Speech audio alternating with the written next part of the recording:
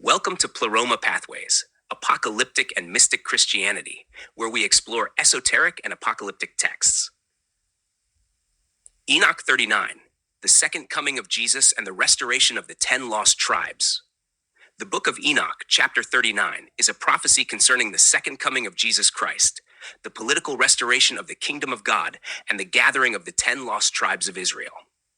This vision, which aligns with biblical passages such as Zechariah 14, Ezekiel 40 to 48, and Revelation 21, provides a symbolic depiction of the Messianic Age when Jesus reigns as king, and the scattered tribes are reunited under his rule. The descent of the elect and the reunification of Israel. And it shall come to pass in those days that elect and holy children will descend from the high heaven, and their seed will become one with the children of men. Enoch 39:1. This passage refers to the return of Christ and his faithful ones, descending to establish his reign on earth. Zechariah 14:4 states, "On that day his feet shall stand on the Mount of Olives, which lies before Jerusalem on the east." The phrase, "their seed will become one with the children of men," speaks to the restoration of the 10 lost tribes who were scattered among the nations but will be reunited under the reign of Jesus. Ezekiel 37:22 confirms this reunification. "I will make them one nation in the land, on the mountains of Israel, and one king shall be king over them all." Thus, this prophecy does not refer to all of Judah as a single group, but emphasizes the return of the lost 10 tribes to their rightful place in God's restored kingdom. The vision of the restored temple and worship. "And in those days a whirlwind carried me off from the earth and set me down at the end of the heavens. And there I saw another vision, the dwelling places of the holy and the resting places of the righteous." Enoch 39. The dwelling places of the holy symbolize the restored temple as seen in Ezekiel 40 onward. The prophet Ezekiel was given a detailed vision of a future temple, signifying the reestablishment of divine worship in the age to come. This corresponds to Isaiah 2:2. "In the last days, the mountain of the Lord's temple will be established as the highest of the mountains."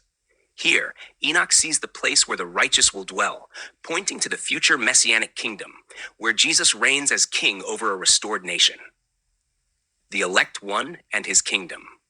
"And in that place, mine eyes saw the elect one of righteousness and of faith, and I saw his dwelling place under the wings of the Lord of spirits." Enoch 39:6. The elect one is Jesus Christ, whose reign is described in Daniel 7 verse 14. "Then to him was given dominion and glory and a kingdom, that all peoples, nations, and languages should serve him." The Lord of spirits, equivalent to Lord of hosts, confirms his divine authority, ruling in righteousness with the saints. Revelation 22 verse 5 states, "They will reign forever and ever."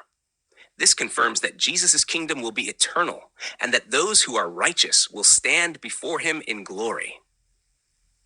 The strength of the righteous and the glory of worship.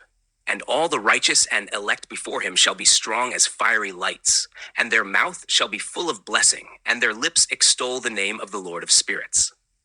Enoch 39.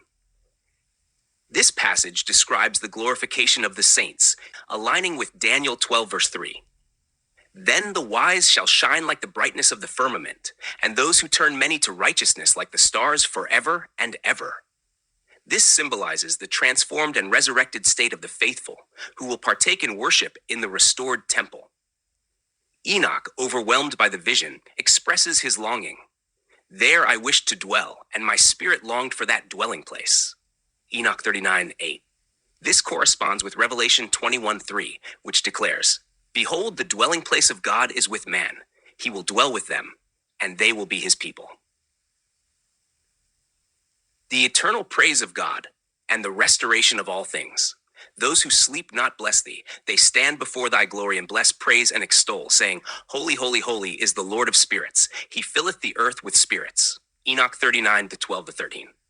This reflects the unceasing worship seen in Isaiah 6:3 and Revelation 4:8, where glorified and resurrected beings continuously declare the holiness of God. Revelation 4 is a vision that takes place on earth, symbolizing the restored kingdom of God and the establishment of divine order.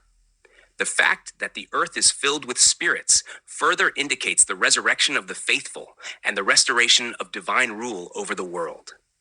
These are not supernatural entities, but the redeemed, standing before God in their incorruptible bodies, fulfilling the promise of Daniel 12, verse 2-3, and 2 Peter 1, verse 4. Conclusion. The restoration of the 10 lost tribes and the Messianic kingdom. Enoch 39 presents a prophetic vision of Jesus' return, the gathering of the 10 lost tribes, and the establishment of his kingdom. The elect and holy return with Christ to reign on earth, fulfilling the promises of restoration seen throughout the prophets. The dwelling place of the righteous is the restored temple, where true worship will be conducted in the age to come. This chapter ultimately confirms the fulfillment of God's promises, where the scattered 10 tribes are gathered, the righteous reign with Christ, and divine justice is fully realized.